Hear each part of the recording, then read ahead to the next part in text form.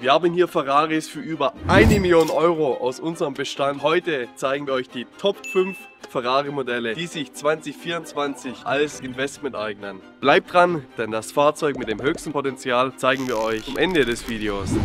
Wir handeln mit Ferraris vom Klassiker bis hin zum Neuwagen und haben dieses Jahr schon Fahrzeuge für über 2 Millionen Euro in die ganze Welt verkauft. Dadurch haben wir tagtäglich Fahrzeuge zu bewerten, kennen die Trends im Markt und möchten unsere Einschätzung mit euch teilen, wie sich die Preise in 2024 entwickeln werden. Ich würde sagen, auf geht's! Wir haben euch 5 Fahrzeuge rausgesucht, die wir in aufsteigender Reihenfolge euch präsentieren werden. Und diese Fahrzeuge bewerten wir anhand von 5 Kriterien. Das erste Kriterium ist die Technik. Der zweite Punkt ist das Alleinstellungsmerkmal. Wie differenziert sich das betrachtete Modell von anderen Modellen? Der dritte Punkt ist die Produktionsstückzahl. Der vierte Punkt, ein spannender, nicht so theoretischer, ist das aktuelle Marktangebot.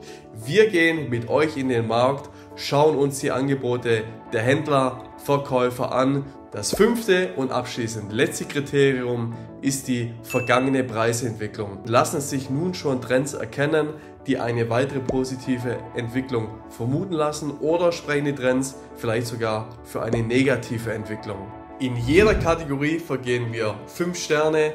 5 Sterne ist dann entsprechend die höchste Ausprägung, 1 Stern die geringste.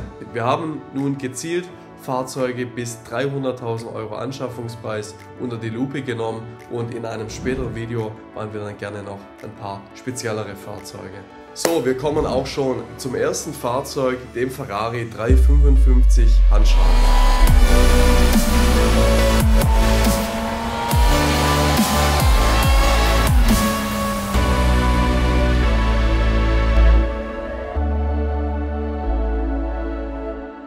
Gebaut von 1994 bis 1999 war der 355 damals der beliebteste Ferrari und hatte die größte Produktionsstückzahl bis dato. Er hat den nicht beliebten 348 abgelöst und war hinsichtlich Technik und auch Qualität in der Summe ein deutlich fortgeschritteneres Fahrzeug. Die Technik ist im Vergleich, dadurch dass es auch das älteste Fahrzeug ist, zwar nur mit einem Punkt bewertet, trotz allem hat er 3,5 Liter V8 Heckmotor mit seinem 5-Ventiler für die damalige Zeit einen sehr hohen Leistungsoutput mit 381 PS und war auch im Vergleich zum beispielsweise dem Porsche 903 ein sehr gut motorisiertes Fahrzeug. Kommen wir zur zweiten Kategorie, dem Alleinstellungsmerkmal, und das ist beim 355 zweierlei. Zum einen haben wir die 5-Ventil-Technik und zum anderen ist es das einzigste Fahrzeug in unserem Vergleich, das als Handschalter lieferbar war. Aus diesem Grund vergeben wir 2 Punkte. Kommen wir zum dritten Merkmal, der Produktionsstückzahl. Wie eingangs erwähnt, der 355 war der damals beliebteste Ferrari und hat mit 11.200 Einheiten die Rekorde bei Ferrari gesprengt. Aufgrund dessen vergeben wir in dieser Kategorie und der sehr hohen Produktionsstückzahl ebenfalls nur 2 Punkte.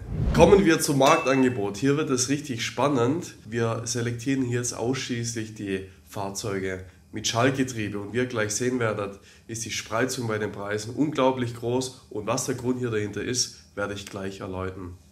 So, wir gehen jetzt einmal auf Mobile. Wir sehen jetzt hier 34 Fahrzeuge. Wir haben hier das erste Fahrzeug mit 75.900 Euro, haben das dritte Fahrzeug schon mit 92.000, dann sind wir schon ganz schnell bei 100.000 Euro. Und wenn wir weitergehen, haben wir einen Sprung von 100 auf 113.000 und so schnell können wir gar nicht schauen, wo wir schon bei 130.000 Euro liegen. Und was ist jetzt der Grund dahinter? Wir hatten von 1994 bis 96 die sogenannte Bosch 2.7 Motronic Motorsteuerung. Diese ist von der Leistungsentfaltung und vor allen Dingen auch vom Leistungsoutput wesentlich besser wie die spätere 5.2. Viele Experten sagen eben, dass die 2.7 die einzigste war, die 381 PS auch erreicht hat.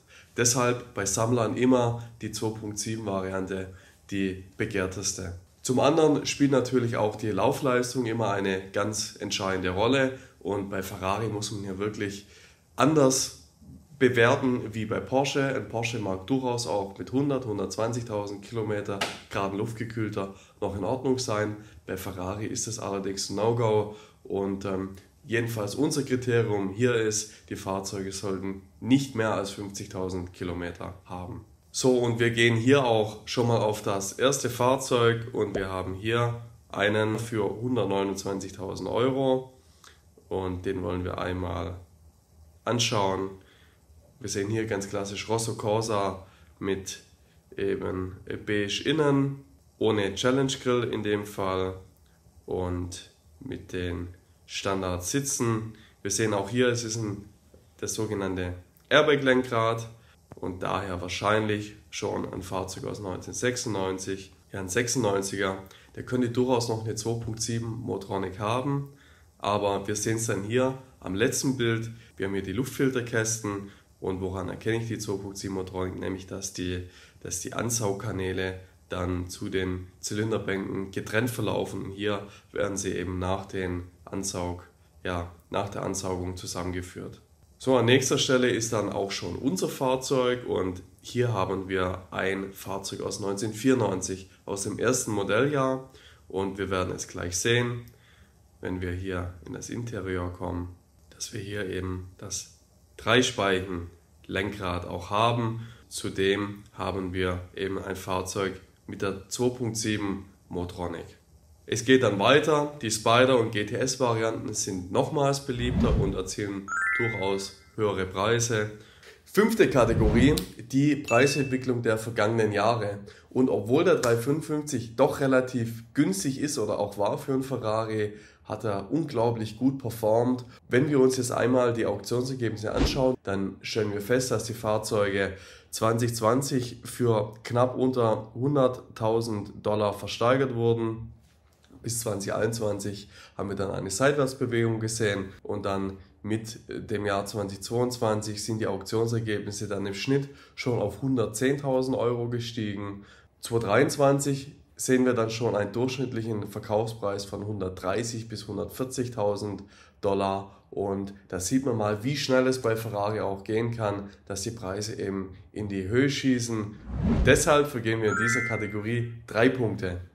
Unsere Einschätzung zum 355, er ist die letzten 2 Jahre sehr stark gestiegen, insbesondere in den USA. Bei uns haben sich die Aufrufpreise zwar auf die Auktionsresultate angepasst, in der Realität ist es aber so, dass diese Kurse noch nicht ganz erzielt werden. Nichtsdestotrotz ist der 355 mit seiner kompakten Bauweise, dem 5-Ventiler, dem unglaublich guten Sound und dem analogen Fahrerlebnis ein Fahrzeug, das alles mitbringt, was es braucht, um in der Zukunft weiter an Beliebtheit zu gewinnen. Und aufgrund dessen sehen wir beim 355 eine moderate weitere Preisentwicklung.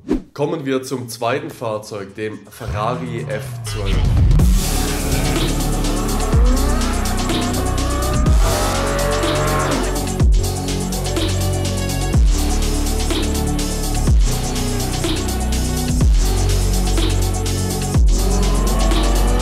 Der F12 wurde von 2012 bis 2017 gebaut, besticht durch seinen V12 6,3 Liter Saugmotor, der damals unglaubliche 740 PS entwickelt hat. Im Vergleich zu seinem Vorgänger, dem 599 GTB, der noch 620 PS hatte, war das ein unglaublicher Fortschritt und es hat ihn zum schnellsten Serien-Ferrari aller Zeiten gemacht. Er hat Fahrleistungen, die noch heute unglaublich sind, eine Höchstgeschwindigkeit von fast 350 km/h, Beschleunigungswerte, die auch heute viele Fahrzeuge noch in den Schatten stellen und aufgrund dessen ist er hier in unserem Vergleich auf jeden Fall das führende Fahrzeug in puncto Technik und hier vergeben wir 5 Punkte.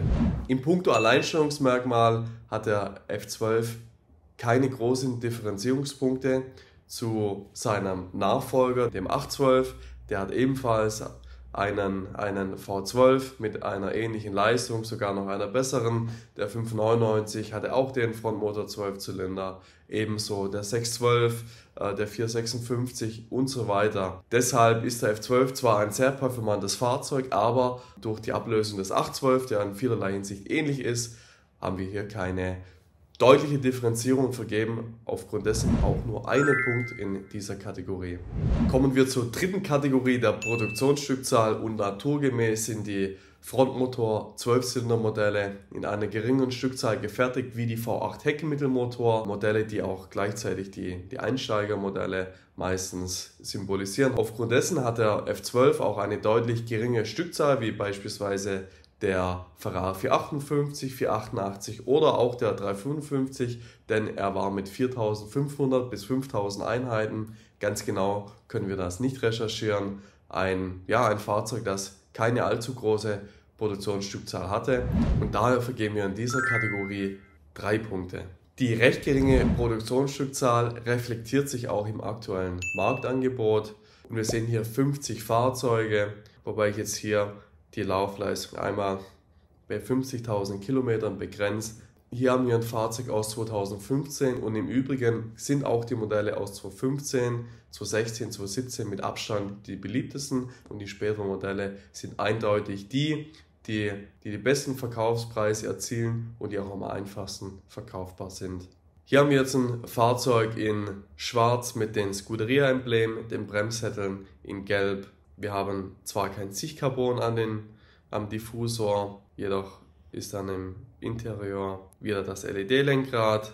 Weiteres Carbon fehlt, er hat auch die Standardsitze, keine Racing-Sitze, aber ein sehr attraktiver Preis und ich bin mir fast sicher, dass diese Fahrzeuge Frühjahr 2024 wiederum 10% schon höher bewertet sind und da kann so ein Fahrzeug durchaus schon 220.000, 230.000 Euro bringen. Jedenfalls haben wir sie dafür dieses Jahr auch verkauft. So, und hier sehen wir einmal einen F12, den wir verkauft haben, in Grigio Ferro aus 2017 Erstzulassung mit 33.000 Kilometern. Was man jetzt hier sieht, es ist ein Fahrzeug ohne Scuderia-Embleme mit der Ferrari F12 TDF-Felge, das ist der Vielspeichenfelge und innen mit LED-Lenkrad, Lift und den Standardsitzen. Ja, abseits dessen eine ganz schlichte, einfache Konfiguration. Wir haben dieses Fahrzeug Mitte 2023 verkauft und haben 217.500 Euro für das Fahrzeug bekommen. Unsere Einschätzung zum F12 ist, dass aufgrund des Layouts mit dem Frontmotor 12-Zylinder, dass es so nicht mehr geben wird. Dazu sind die Emissionswerte, die heute erzielt werden müssen, einfach zu stark reglementiert. Ist das eine Fahrzeuggattung, die zum einen die Königsklasse darstellt im Automobilbau und zum anderen so nicht mehr gebaut werden wird. Und wenn man uns mal das Gap anschaut zwischen F12-Preisen und 812-Preisen, da stecken hier rund 100.000 Euro zwischen einem vergleichbaren F12 und 812 und da der F12 auch für viele das optisch schönere Fahrzeug ist, sehen wir hier langfristig eine Annäherung an die 812-Preise und ein Fahrzeug, das auf jeden Fall jetzt gekauft werden kann. Wir haben hier ein Plateau erreicht und das sicherlich die nächsten Jahre sehr gut performen wird. Im Übrigen, falls ihr einen F12 derzeit zu verkaufen habt, wir suchen ständig dieses Modell und kaufen diese auch sehr gerne an. Ihr findet in der Beschreibung hierzu einen Link, worunter ihr eure Fahrzeugdaten einmal zuschicken könnt und dann erhaltet ihr von uns ein Angebot. Kommen wir zum dritten Fahrzeug in unserem Ranking und das ist der Ferrari 458 Spider.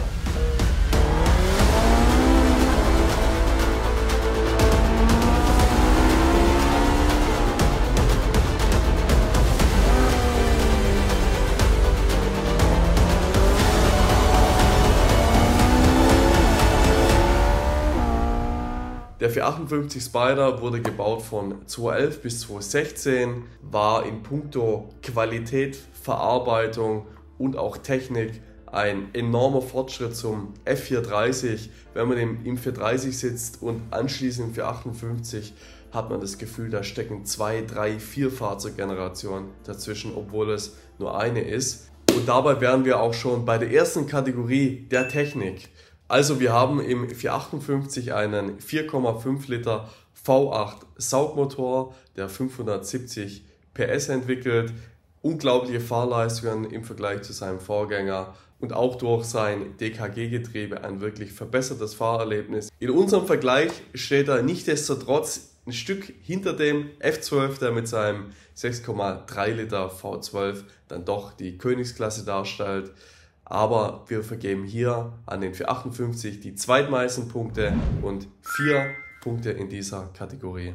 Kommen wir zum Alleinstellungsmerkmal des Ferrari 458 und das ist ganz klar die Tatsache, dass es sich um den letzten V8 Heckmittelmotor als Sauger handelt. Der 488 hatte schon den 3,9 Liter Biturbomotor und daher der 458 als letzter Sauger.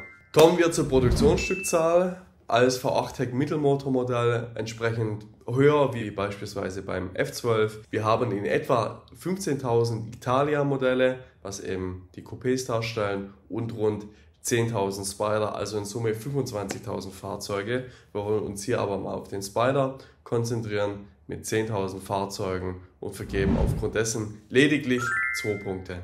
Wir gehen wiederum in den Markt und schauen uns das Angebot an.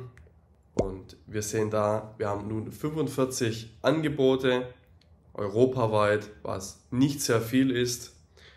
Und dann haben wir hier einen in Hannover, den wollen wir einmal anschauen. Sieht es auf den ersten Blick auch wie Nero Daytona oder Nero DS mit den Bremssätteln in Gelb, den Scuderia-Emblem.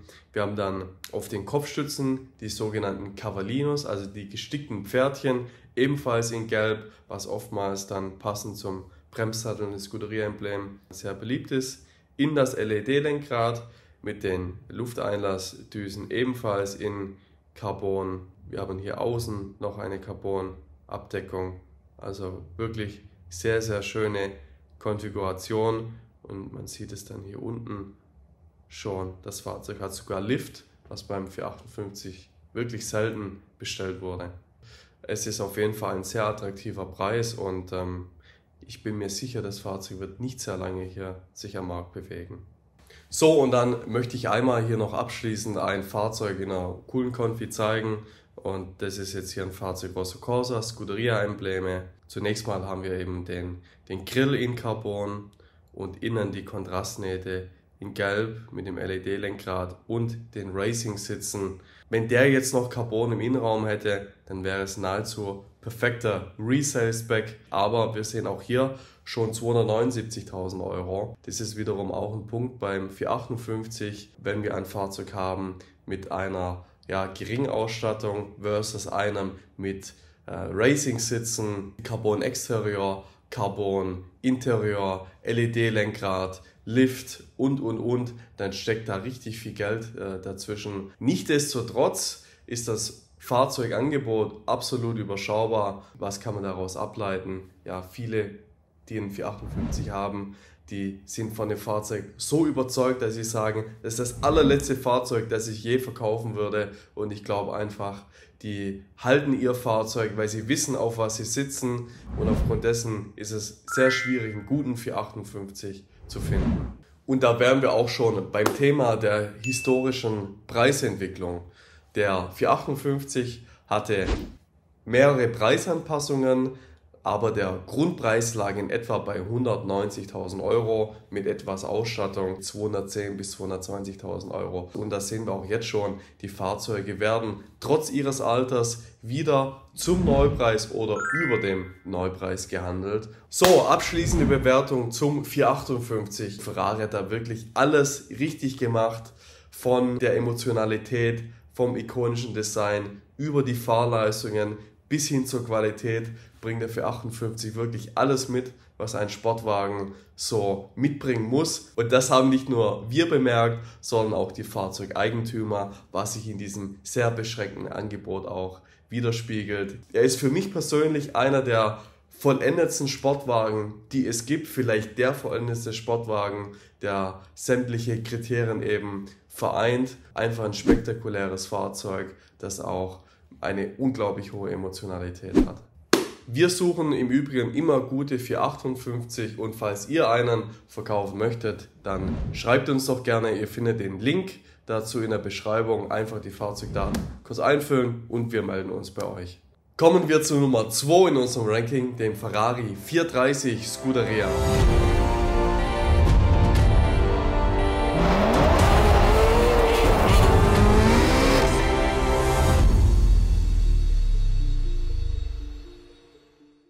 Der 430 Scuderia wurde lediglich 2 Jahre hergestellt, von 2007 bis 2009, und stellt die Straßenversion des 430 Challenge dar. Der 430 Scuderia hat einen 4,3 Liter V8 Heckmittelmotor, der 510 PS entwickelt. Die Fahrleistungen sind auch heute noch beeindruckend und er muss sich dort nicht verstecken von beispielsweise einem 991 GT3.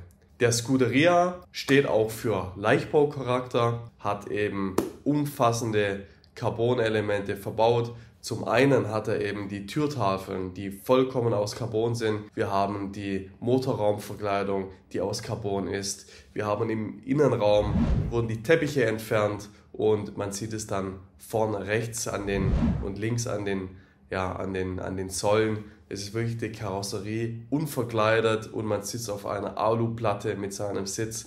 So Rennsport pur bekommt man nur bei Ferrari. Und wenn man das mal mit einem Porsche GT3 vergleicht, der dann irgendwie an der Armaturentafel ein kleines Carbonband hat, dann ist das schon eine andere Nummer. Trotz allem ist er von der Technik nicht so ausgereift wie der 458 oder F12. Wir haben immer noch ein F1-Getriebe, das zwar im Vergleich zum 360, seinem Vorgänger, durchaus schnellere Schaltzeiten hat, aber er ist dort einfach nicht so weit entwickelt und deshalb geben wir hier nur 3 Punkte. Kommen wir zum Alleinstellungsmerkmal. Da steht der 430 Scuderia sehr, sehr gut da, denn er ist die Straßenversion des 430 Challenge. Er hat eine historisch wichtige Position im Ferrari-Programm mit der Renn-DNA, die auch Ferrari ausmacht. Wir haben in dieser direkten Linie nur ganz wenige Fahrzeuge. Es gab zwar einen 348 GT Competizione, also ein homologiertes Modell, dort wurden ganz wenige hergestellt, viele nicht bekannt. Dann kam der 360 Challenge Stradale, der 430 Scuderia, der 458 Speziale und nun der 488 Pista. Und diese Linie ist eine ganz besondere und deshalb geben wir dem Scuderia in diesem Vergleich 4 Punkte im Alleinstellungsmerkmal.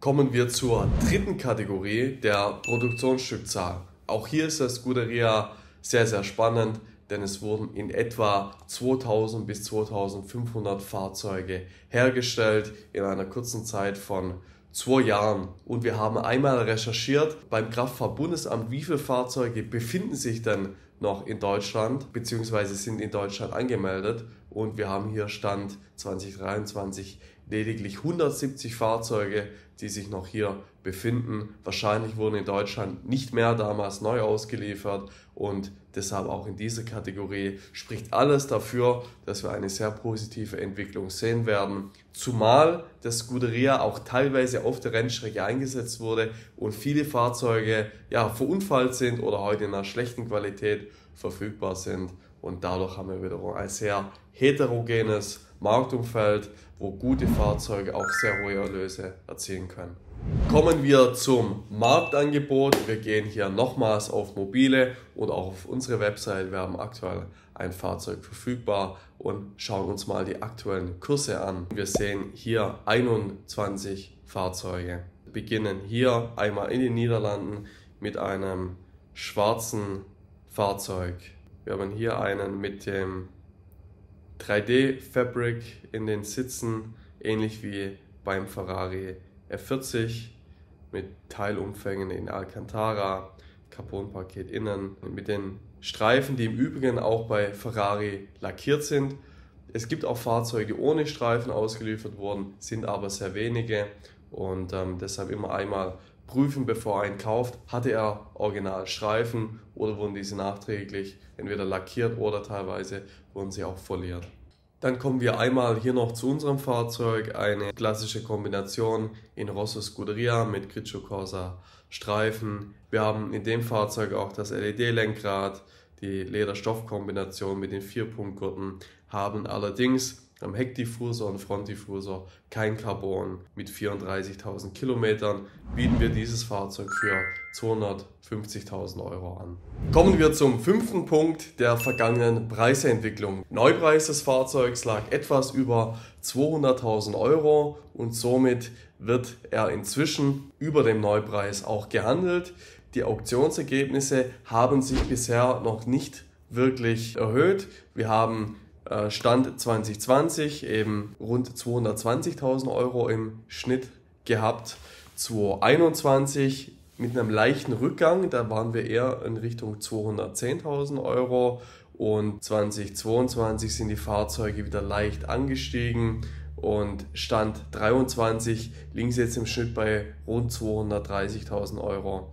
Man muss aber auch sagen, für außergewöhnliche Fahrzeuge in speziellen Farben werden wesentlich höhere Kurse erzielt. Wenn ich dann noch ein Fahrzeug habe mit dem Überrollbügel, dann können da durchaus richtig hohe Ergebnisse erzielt werden. Unsere Prognose für den Scuderia, er steht mit dem Challenge Stradale gemeinsam in einer Linie mit dem 458 Speziale. Dadurch glauben wir, hat er ein großes Potenzial für die Zukunft als Leichtbaufahrzeug mit Rennsportcharakter. All das trifft den Zeitgeist. Wenn man sich den Markt anschaut, dann haben wir den Challenge Stradale bei in etwa 250.000 Euro, den Scuderia bei 230 bis 240, den Speziale, der jetzt nun in Richtung sich 400 bewegt, oder auch den Speziale Aperta, der schon bei 700.000 bis 800.000 Euro liegt. Also da gibt es noch jede Menge Raum, auch für den Scuderia, sich nach oben zu entwickeln, und da sind wir davon überzeugt,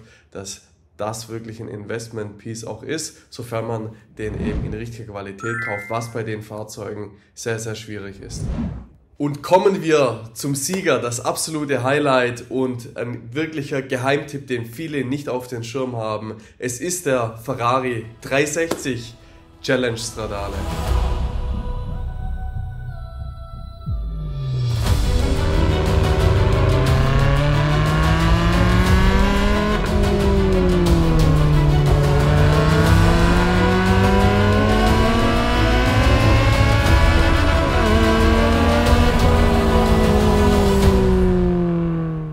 Der 360 Challenge Stradale wurde gebaut von 2003 bis 2005, also ebenfalls nur 2 Jahre wie der Scuderia, allerdings in einer wesentlich geringeren Stückzahl. Und was zeichnet den Challenge Stradale aus? Es ist ganz klar seine Emotionalität. Für mich das emotionalste Fahrzeug, das ich bisher gefahren bin. Er ist absolut roh. Er hat einen Mega-Sound, nochmals deutlich besser wie der Scuderia, und man fragt sich, wie Ferrari dieses Fahrzeug damals auf die Straße gebracht hat, denn es klingt unfassbar, und heute ist es natürlich ein Riesenspaß, wenn man mit dem Fahrzeug fährt. Es gibt kaum ein weiteres Fahrzeug, jedenfalls für mich, das mich so sehr auch abholt vom Fahrerischen.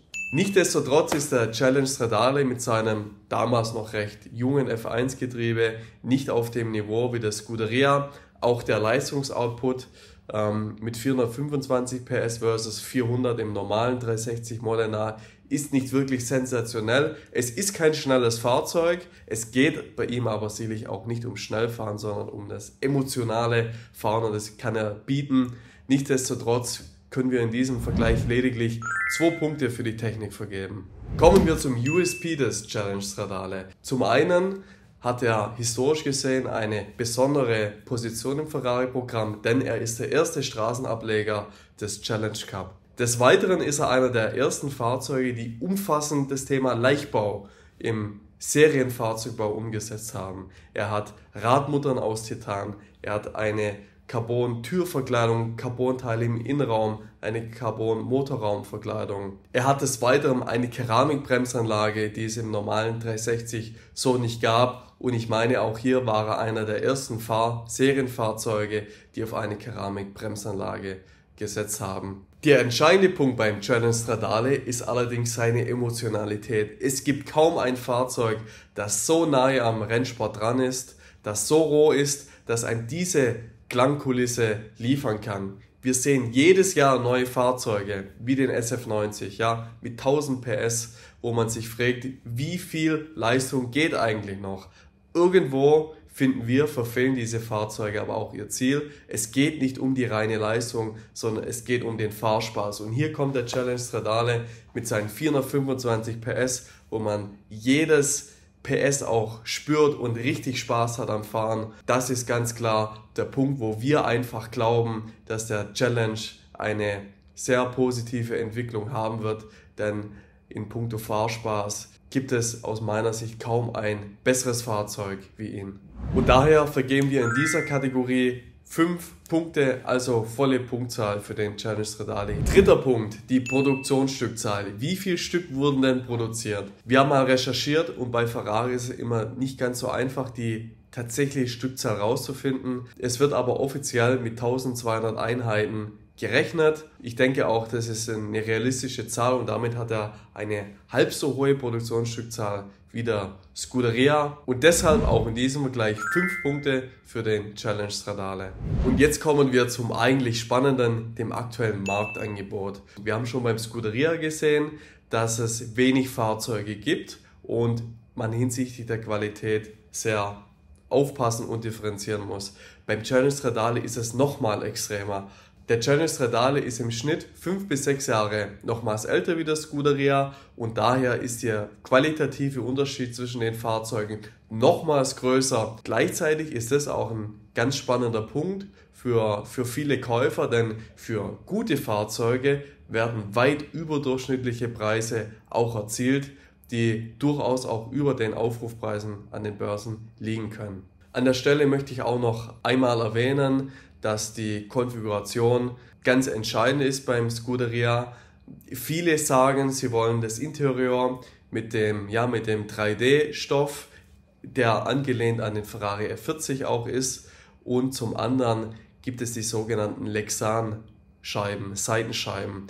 Man kennt die auch aus dem F40, das sind Kunststoffscheiben, die man eben händisch dann aufschieben kann und ein Merkmal, das den Challenge Stradale dann nochmals in eine ganz andere Größenordnung, also preislich gesprochen, katapultiert. So, wir wollen einmal aber auch in den Markt gehen und siehe da, wir haben nun 11 Fahrzeuge und die gehen wir einmal durch. Zunächst mal, das erste Fahrzeug ist ein normaler 360 F1. Das zweite Fahrzeug steht hier in der Schweiz und ist somit nur mit hohen Kosten in die EU einführbar. Und dann haben wir hier schon das dritte Fahrzeug für knapp 250.000 Euro mit 57.000 Kilometer. Die Farbe ganz klassisch Rosso Scuderia mit den Tricolore-Streifen, die bei vielen nachträglich foliert wurden. Die Sitze mit dem Bicolor in Rot und Schwarz. Hier eine ganz beliebte Kombination, die auch sehr an den F40 erinnert. Ich möchte einmal auch noch einen Challenge zeigen, den wir jetzt jüngst verkauft haben, damit wir auch hier einfach belastbare Zahlen haben. Dieses Fahrzeug hatte auch rund 30.000 Kilometer in Rosso Scuderia. Allerdings ist der Streifen foliert. Das Fahrzeug wurde original ohne Streifen ausgeliefert und wir haben dieses Fahrzeug für 250.000 Euro in etwa verkauft. Wir gehen dann weiter und wir sehen schon hier in Belgien ein Fahrzeug mit rund 20.000 für fast 300.000 Euro. Anfang des Jahres haben die Preise noch ganz anders ausgeschaut, die sind unglaublich gestiegen und hier muss man aber nun vorsichtig sein und sich auch die Frage stellen, ist das schon spekulativ? Können die Preise innerhalb von 12 Monaten um wirklich 60.000, 70.000 Euro gestiegen sein? Da muss man durchaus kritisch die Preise betrachten. Gehen wir hier mal auf ein absolutes Highlight in den Niederlanden, 350.000 Euro mit Lexan-Verglasung. Das Fahrzeug ist mit Überrollbügel, daher stellt das irgendwo die perfekte Konfiguration auch für den Challenge dar. Und deshalb vergeben wir in dieser Kategorie ebenfalls die volle Punktzahl für den Challenge Stradale, denn es sind nur 9 Fahrzeuge im Angebot und qualitativ sind es wirklich nur noch eine Handvoll. Kommen wir zu der vergangenen Preisentwicklung und den Auktionsresultaten. Wir haben 2020 einen durchschnittlichen Verkaufspreis gehabt von 180.000 US-Dollar. 2021 war dann irgendwo eine Seitwärtsbewegung, dort waren wir immer noch so im Schnitt bei 180. 2022 ist es dann wirklich aufwärts gegangen und im Schnitt wurden schon rund 220.000 Euro erzielt. Allerdings gibt es nach oben hin sehr, sehr viele Ausreißer, wo es auch Fahrzeuge, insbesondere in den USA, gibt, die deutlich über 300.000 US-Dollar verkauft wurden. Und jetzt 2023 hat er sich irgendwo so bei 220.000 Euro eingependelt. Unsere Erfahrung ist allerdings, dass die Auktionen auch nur einen Teil der Wahrheit widerspiegeln, denn insbesondere bei Online-Auktionen hat der Käufer ein erhöhtes Risiko hinsichtlich der Qualität. Es erfolgt keine Prüfung des Fahrzeugs und eben auch oftmals keine Besichtigung, und aufgrund dessen werden dort mitunter sehr hohe Abschläge dann auch auf die Verkaufspreise erzielt. Auch in Anbetracht des Neupreises von rund 165.000 Euro sieht man schon, dass der Challenge deutlich darüber gehandelt wird. Wir wissen von einigen Fahrzeugen, die tatsächlich über 300.000 Euro verkauft wurden. Da bin ich überzeugt davon, dass dort die Reise auch hingeht und für besondere Modelle sogar noch weitergeht. Somit vergeben wir dem Challenge Stradale in dieser Kategorie ebenfalls die volle Punktzahl. In diesem Vergleich hat sich jetzt für uns ganz klar ein Gewinner herauskristallisiert mit dem 360 Challenge Stradale, ein Geheimtipp, der sich aber auch ein Stück weit an erfahrene Ferraristi auch richtet, die schon den ein oder anderen Ferrari im Besitz hatten. Ihr seht aber auch, dass es im Ferrari-Modellprogramm sehr viele spannende Fahrzeuge gibt und die Preisentwicklungen, die Zugewinne durchaus höher ausfallen als bei anderen Herstellern. Eingeblendet findet ihr auch nochmal unser Investment Guide für Porsche-Modelle in 2024. Werft auch dort einen Blick rein. Falls ihr einen anderen Hersteller noch möchtet oder auch im Ferrari-Bereich sagt, es gibt da ein Segment, das wir genau unter die Lupe nehmen sollen, dann schreibt es uns gerne in die Kommentare. Wir gehen gerne nochmal auf klassische Fahrzeuge ein oder auch auf neuere oder hochpreisigere, machen hier einen Vergleich. Wenn ihr Fragen zu den einzelnen Fahrzeugen habt oder auch Hilfe beim Kauf braucht, kommt gerne auf uns zu. Uns hat es jedenfalls sehr viel Freude gemacht, uns mit dem Thema auseinanderzusetzen. Ich hoffe, es hatte wertvolle Infos für euch dabei und wir freuen uns schon aufs nächste Video.